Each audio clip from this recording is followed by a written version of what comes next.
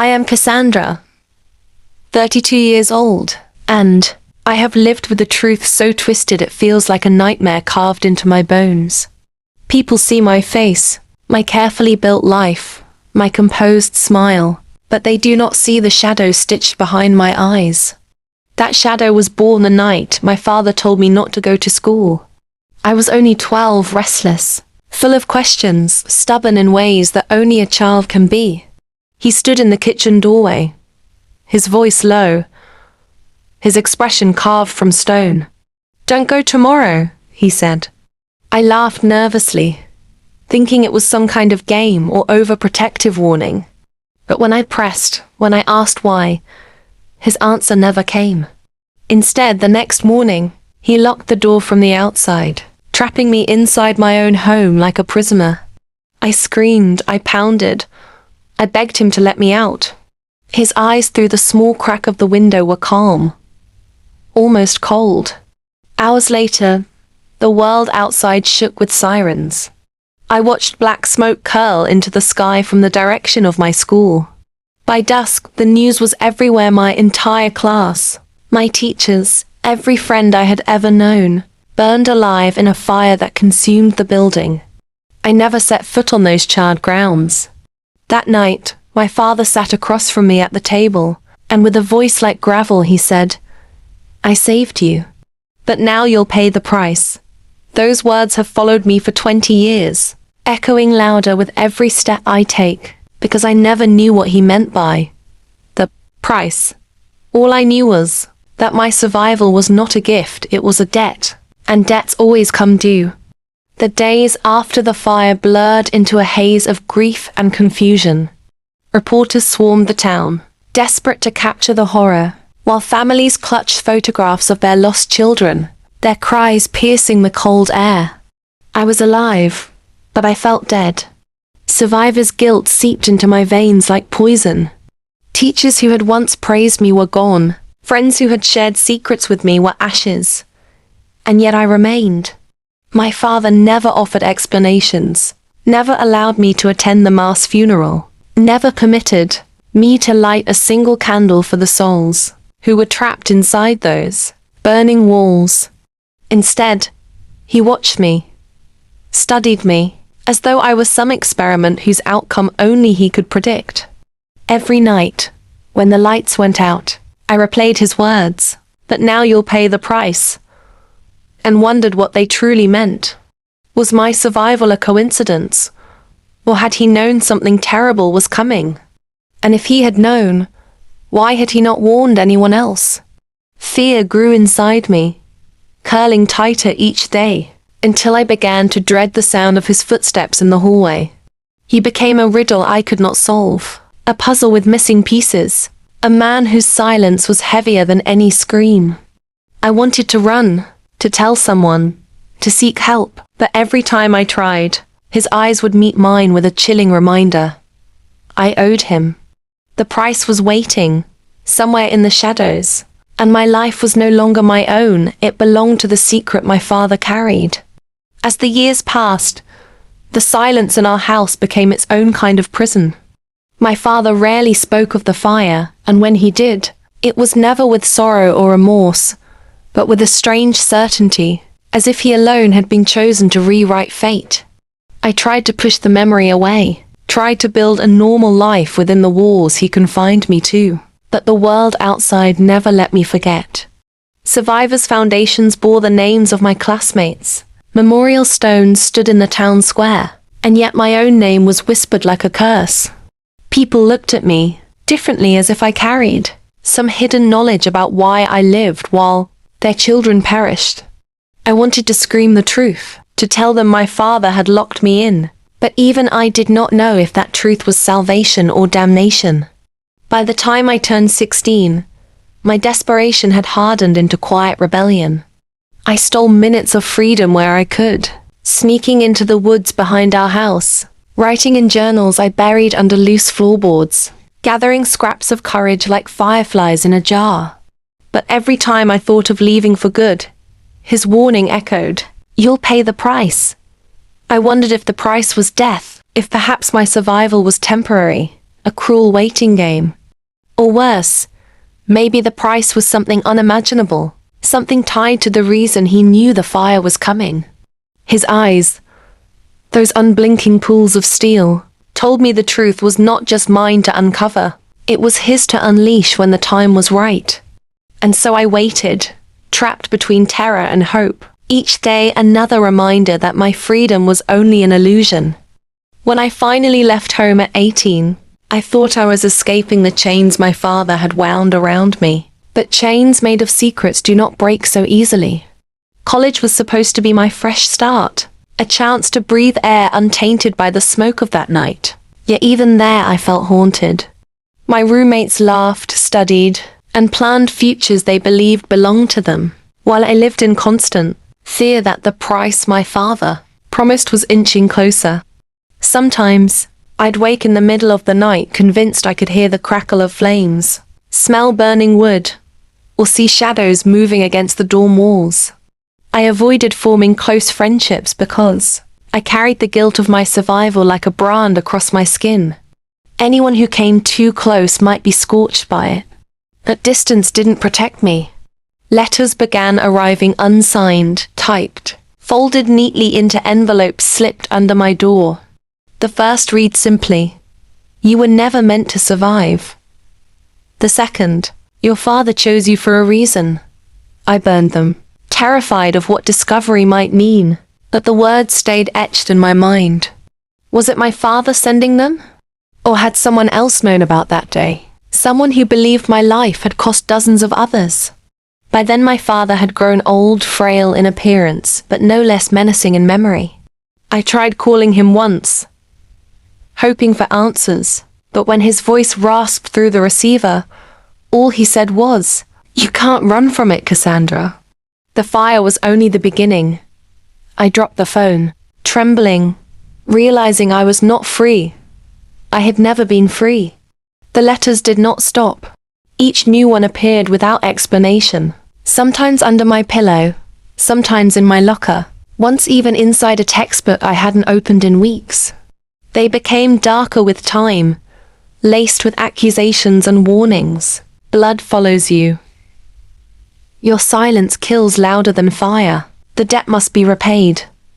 I tried convincing myself they were pranks, cruel jokes from someone who had overheard whispers of my past, that the handwriting, the choice of words, the chilling precision, they felt like extensions of my father's voice. My paranoia bled into everything I did. I stopped attending parties, avoided crowded places, never sat with my back to the door. My professors began noticing the shadows under my eyes, the tremor in my hands, but I lied and said stress was the culprit. In truth, I was unraveling, living in fear of a punishment I could neither predict nor escape. Then one evening, returning to my dorm after class, I found a box waiting for me on my bed. Inside lay a charred piece of wood, blackened and brittle, wrapped in cloth that smelled faintly of smoke. Beneath it was a note in block letters. "This is all that remains of room 12. My chest constricted, because room 12 had been my classroom the morning the fire consumed everything.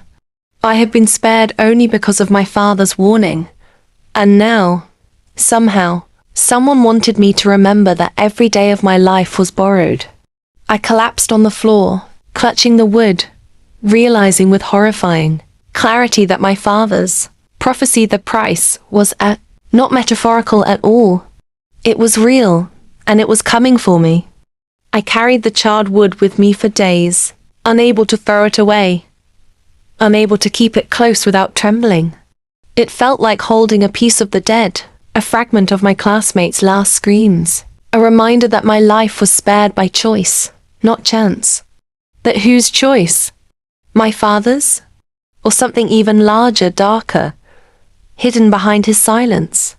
The weight of it gnawed at me until I finally returned home during a holiday break, determined to confront him.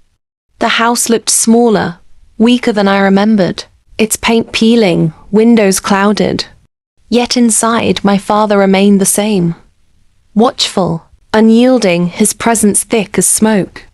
I placed the wood on the table between us. "Why?" I demanded. Why did you keep me home? Why only me? His eyes flickered to the blackened splinter as though it were a relic he had been expecting. He leaned forward, his breath rattling like dry leaves. Because Cassandra, he whispered. I saw it before it happened. My skin prickled. Saw what? He smiled without warmth. The fire. The death. The end of everything. I warned no one. Because saving you was enough. My stomach twisted. Enough for what? His hand gripped mine with surprising strength. For the future. You were chosen. But chosen lives do not come free. The price is still waiting. His words burrowed into me, colder than the wind clawing through the old house. I wanted to ask more, to demand clarity, but fear froze my tongue.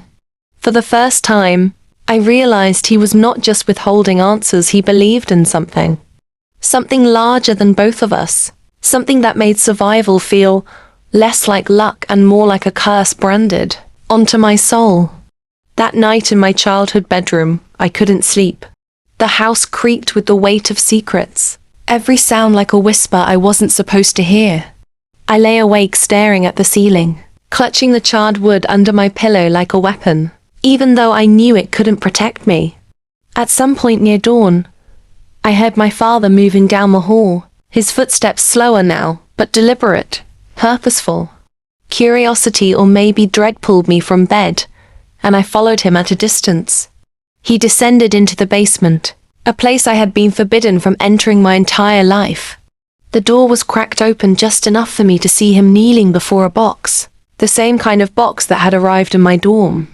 He removed objects wrapped in cloth, each one singed, each one familiar pieces of desks, scorched notebooks, melted fragments of chairs, relics of the fire. My breath caught when I saw photographs too, of my classmates, smiling and alive, now ringed with black from the smoke. He was cataloguing them, almost reverently, like a priest preserving holy artifacts. And then, as though sensing me, he spoke without turning. The fire was never an accident. It was a cleansing. You were spared for what comes next. My knees nearly buckled. What comes next? I whispered. He finally turned, his eyes wild and fevered. The second fire. It's already been written. You, Cassandra, are the keeper of its memory and its messenger. My stomach knotted as the truth curdled inside me. Survival was not the end of the story. It was only the beginning of another nightmare waiting to ignite. I stumbled back from the basement door, my mind spiraling, my father's words sinking into me like burning coals. The second fire. The phrase clanged in my skull, relentless, a prophecy I had never asked to inherit. For days I remained in that house, circling him with suspicion, trying to decipher whether he was delusional or truly touched by some monstrous foresight. He moved with ritualistic precision, lighting candles at odd hours, scribbling symbols in old notebooks, muttering names I didn't recognize. Sometimes he would stare at me, as though measuring the space between us, and in those moments I felt less like his daughter and more like his disciple, or worse, his sacrifice. My dreams began to bleed into reality. I saw flames licking the edges of my vision, smelled acrid smoke when no fire burned, woke up with my skin damp as though I had been running through smoke-filled halls. One evening, unable to contain the storm building in me, I confronted him again. What do you mean I'm the messenger? What second fire? His hands trembled as he gripped the arms of his chair. The world doesn't learn from ashes. It takes more to break the cycle. You'll see it too, when it comes. You'll understand why I spared you. His calmness terrified me more than his rage ever had. I realized then that he wasn't planning to stop anything. He was waiting for it, nurturing it, preparing me to accept it. And in that revelation bloomed a deeper horror. Maybe the price he had spoken of wasn't just mine to pay. Maybe the price was everyone else's life, and I was meant to bear witness as the fire claimed them, just as it had claimed the first. The weight of his prophecy pressed on me until I could hardly breathe. Every creak of the floorboards, every flicker of light felt like the beginning of that second fire. I began searching his study when he slept, desperate to find answers, and what I discovered made my blood turn cold. Hidden among stacks of charred relics were files detailed records of the first blaze. Not newspaper clippings, but blueprints of the school, evacuation routes, lists of names with dates scribbled beside them. He hadn't just foreseen the tragedy. He had tracked it, prepared for it, almost orchestrated it. My chest tightened as I realized the unthinkable. Perhaps my father hadn't simply known about the fire. Perhaps he had allowed it, maybe even helped it happen, believing in some twisted vision of fate. My hands shook as I opened a final folder. This one marked with my name. Inside were photographs of me at every age, candid and invasive as if I'd been followed by unseen eyes. Notes scrawled in his handwriting filled the margins. She will carry the memory. She cannot be allowed to forget. Her survival ensures the cycle continues. Terror clawed at my throat. I wasn't just his daughter, I was his chosen vessel. Every day of my life since the fire had been shaped, molded, controlled to prepare me for a destiny I did not choose. I staggered back, bile rising in my throat, the folder slipping from my fingers. Suddenly I understood what he had meant all along. My survival was never a gift. It was a sentence. And the second fire was not some distant prophecy. It was a plan already in motion, and I was bound to it by blood. I couldn't stay silent anymore. The weight of what I had uncovered threatened to crush me if I didn't act. That night, while my father slept in his worn chair downstairs, I gathered the folders, the photos, and the charred relics, stuffing them into a bag with trembling hands.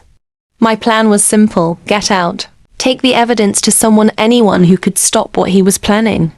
But leaving that house felt like tearing through a spider's web. Every step tangled me deeper in fear. As I reached the door, his voice sliced through the darkness. "Going somewhere, Cassandra?" My heart froze. He was standing at the foot of the stairs, eyes glinting, as though he had been waiting for this very moment. I clutched the bag tighter. "I know what you did. I'm not part of it." His expression didn't waver. Instead, he nodded slowly, almost approving me. "Good. That means you're ready." My stomach dropped. "Ready for what?" He stepped closer, his presence suffocating. "To carry it forward. To tell their story. To make sure the second fire burns brighter than the first." Rage and terror warred inside me. "You're insane," I spat. "I'll expose you." His smile chilled me to the bone. "Expose me to whom?" "They won't believe you. They'll call you paranoid, traumatized. But when the flames rise again, they'll know you were chosen." I bolted, running into the night with the bag clutched to my chest, his laughter chasing me like smoke. I didn't stop until I reached the edge of town, where the horizon glowed faintly, not from sunrise, but from something darker, something waiting to ignite. I hid the evidence in a motel room, 2 towns away, convinced that distance would shield me from his grip, but the truth clung to me like smoke, impossible to wash off. Every sound in the corridor made me flinch. Every knock on the door set my heart racing. I knew I needed help, yet every name that came to mind carried risk: friends who would dismiss me, professors who would analyze me, authorities who might drag me back into my father's orbit. I sat on the edge of the bed with the folders spread out before me, trying to piece together the fragments. There were dates circled on calendars, newspaper cuttings about gas leaks, building inspections, electrical malfunctions. Patterns began to emerge, threads connecting tragedies I remembered from the news. A warehouse fire, a hospital wing consumed by flames, an apartment block reduced to rubble. Each incident aligned with his notes. He had been watching them all, recording them with precision. My blood ran cold as I traced the final entry: an unfinished blueprint of a shopping mall under construction, only miles from where I now sat. Beside it, in thick ink, he had written, "The second fire soon." My hands trembled so violently the page tore. I realized then that this wasn't prophecy at all. It was preparation. He wasn't predicting fires. He was orchestrating them, weaving destruction into the world like a man obsessed with proving destiny real. And if I didn't stop him, hundreds more would burn. For the first time, I understood the price he had spoken of. Not my death, not my silence, but my role as the unwilling witness to his reign of flames. Unless I found a way to turn survival into resistance, his fire would consume everything. I didn't sleep that night. Every nerve in my body vibrated with urgency. Every shadow seemed to crawl closer, whispering that time was running out. By morning, I had made my choice. I would not remain his vessel. I would not stand by while his madness carved scars into more lives. I packed the evidence again, this time with purpose, and carried it to a journalist known for exposing corruption, someone fearless enough to drag monsters into the light. When she opened the files, her eyes widened, horror etched across her face as she realized the scope of what I carried. For hours I spoke, spilling truths I had buried for 20 years, truths that burned more fiercely than any flame. When I finished, she touched my hand and said, "Cassandra, this isn't just survival. This is war." The weight lifted slightly, though dread still coiled in my chest, because I knew my father would not stop hunting me. He would fight to keep his prophecy alive. But for the first time, I wasn't afraid. Survival had been my sentence. Resistance would be my redemption.